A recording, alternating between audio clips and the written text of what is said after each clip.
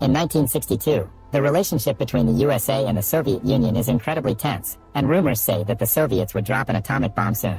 Panic takes over American citizens, and building bomb shelters in their backyards becomes a common occurrence. Dr. Calvin works extra hard on his bunker, filling it up with enough supplies to last for many years. One day, Calvin and his pregnant wife Helen throw a party at their house. Things are going well until they see on TV a broadcast from President Kennedy, who announces that they are planning a secret mission against the Soviet Union. There aren't any details, but Calvin still panics and thinks a war is about to start, so he kicks out all the guests and drags his wife into the bunker. Seconds later, an aircraft flies over the city only to suddenly detect a mechanical failure. There is nothing the pilot can do, and it crashes right into Calvin's house, absolutely destroying it. In the bunker, Calvin hears the noise and feels all the shaking, so he assumes the war has started and quickly seals the door. He explains to Helen that he can't open it manually. The door will open on its own after 35 years, which is the time for nuclear particles to normalize in the atmosphere. Soon the authorities arrive to check the debris left by the accident, and since they can't find any proof of life, they assume Calvin and Helen have died in the crash. Days start to pass and Calvin feels at home, but Helen hates it down there. One day her water finally breaks, and with the help of her husband, she gives birth to a cute baby boy. Soon days become years, and their son Adam becomes a bright young child. Calvin teaches him everything he knows and hopes that one day Adam will rebuild the country to bring back its old glory. On top of all the basic school subjects, Calvin also teaches Adam how to box, to speak French and Latin, and how to handle the stock market. Helen teaches him to do chores around their home and even how to dance. Calvin also gifts Adam his collection of baseball cards and tries to explain sports to him, but Adam has some trouble imagining so many people. Both parents teach them very good manners but never curse around their son, who is growing up to be very naive and sheltered. The family easily finds a routine to suit their daily life that allows them to go pretend shopping in the mini-mart, fake fishing in a tank, take care of plants, and build an extra room for Adam. They also have a lounge area to read, play games, and simply relax while hanging out. Meanwhile, above them, the land that used to be their house is sold and becomes a variety of business through the years. First it is a diner, then a pizzeria, and later a nightclub. In 1995, Adam turns 33 and gets gifts his parents made themselves. When he blows the candles, he wishes to find the perfect partner one day. Helen mentions there are only 2 years left, and Calvin says he will miss this place when the time comes, causing Helen to go into another room to scream her frustration out. In 1997, the 35 years finally end and the door opens itself. The family is excited to get out, but Calvin tells them he should do a quick check first to make sure it's safe. After putting on a radiation suit, he takes the elevator out and appears in an abandoned building that has become the home of a bunch of drunk beggars. Melker is so shocked by the vision of a glowing man emerging from the ground that he passes out. Then Calvin leaves the building, only to be shocked by all the changes. There are graffiti everywhere, people handling guns as if they were toys, adult stores full of merchandising that disgusts him, and weird-looking people who he can't understand when they speak. Terrified, Calvin rushes back to the bunker and explains that although the air is breathable, the neighborhood is still a post-apocalyptic wasteland full of crazy mutants. He concludes they must stay in the bunker, and his words cause Helen to finally snap. She yells at him as she explains how sick she is of being locked up and how important it is for Adam to get in contact with nature. Calvin refuses to change his mind, and the argument causes him to have a heart attack. With Calvin sick and supplies almost running out, Helen decides to send Adam outside to get enough food for a couple of years. She gives him some cash and a shopping list, telling him to stay at the Holiday Inn and to keep an eye out for a not mutated girl. Before Adam leaves, Calvin tells him not to enter the adult video store because it has harmful levels of radiation. Once he is done packing, Adam finally goes outside and discovers Melker has started a little temple around the elevator to worship Calvin's family, considering them holy beings. Adam goes outside and is incredibly happy to finally see lots of things for the first time. The amazing sky, buildings, trees, and even other people, who consider him a weirdo.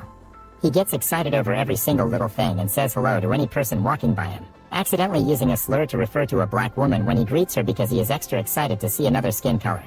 When he passes by the adult video store, he covers his nose and warns others to do the same.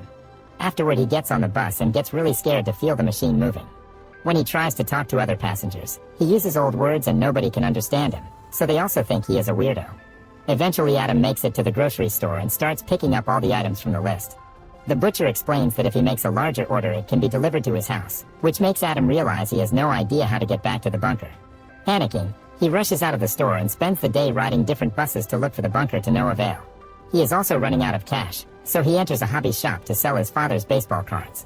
The shop owner can tell these are antique and valuable cards, but instead of telling Adam, he offers to buy the whole pack for just $500. Before Adam can accept, the shop's assistant Eve interrupts them and tells Adam he is being scammed because each of those cards costs between $4,000 and $6,000. Eve insults her boss and quits on the spot, causing Adam to become very impressed by her and start developing a crush. Once they leave the store, Adam asks Eve to take him to the Holiday Inn. At first Eve refuses and tries to run away from him, but she quickly changes her mind when Adam promises to pay her with 2 baseball cards. During the ride, Adam chooses all the old songs on the radio, which Eve finds pretty weird. As soon as Eve drops Adam at the hotel, she leaves without a word. Adam goes to his room, and when he looks through the window, he is shocked by the view he has from the 18th floor. Then he enjoys watching television in color.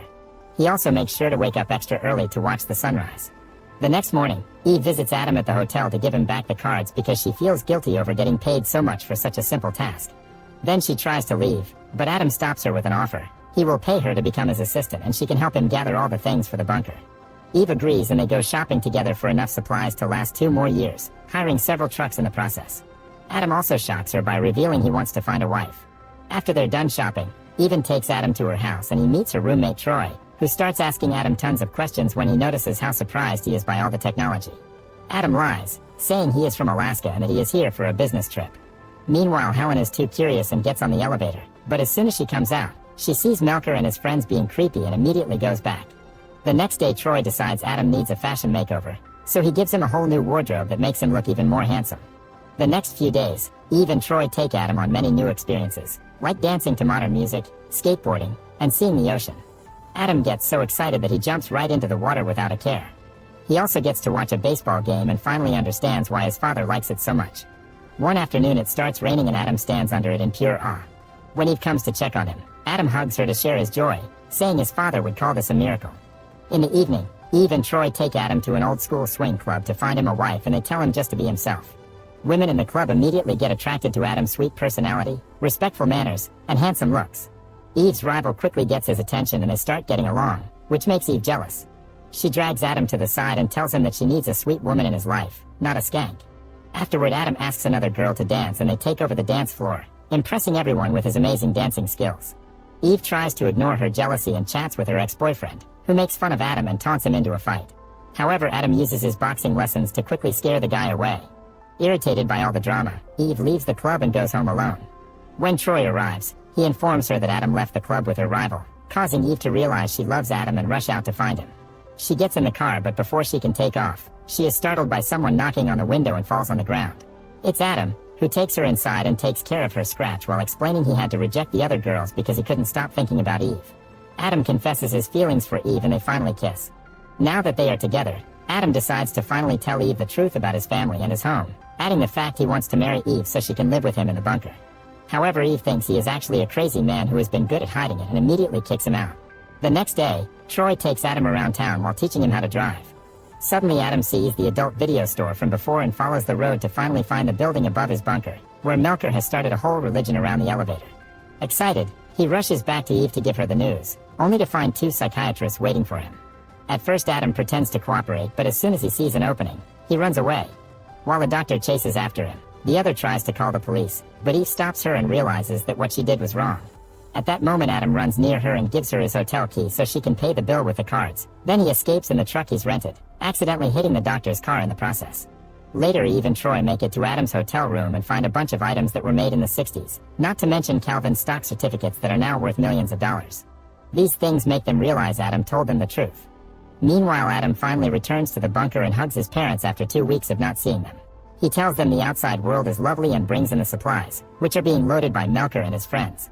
Back to Eve, she is desperate to find Adam, so Troy takes her to the adult video store and they start stomping on the floor, thinking they may find the bunker there. Obviously they find nothing and decide to leave, but on their way out, they see Adam about to enter the neighboring building. Eve immediately rushes to him to kiss him and hug him, and Adam invites her to meet his parents. Calvin and Helen like Eve very much and they have dinner together. Calvin also gives Adam a talk about the birds and the bees. However, before making any plans for a new life, Adam asks his parents to wait 2 months. During the following weeks, Adam and Eve sell Calvin's stocks and build a new home in the country that looks identical to Adam's previous house. Melker also helps after cleaning up and finally abandoning drinking. Once everything is ready, Adam brings his parents to the house, revealing this way they can get used to the new world little by little. Later, while Helen and Eve prepare dinner, Adam finally tells Calvin that there was never an atomic war, that the bomb had actually been a plane that crashed into their house, and that the Soviet Union collapsed. Calvin refuses to believe it and starts making plans to build a new bunker just in case. Make sure to subscribe and turn on notifications so you can watch more videos like this. Thanks for watching.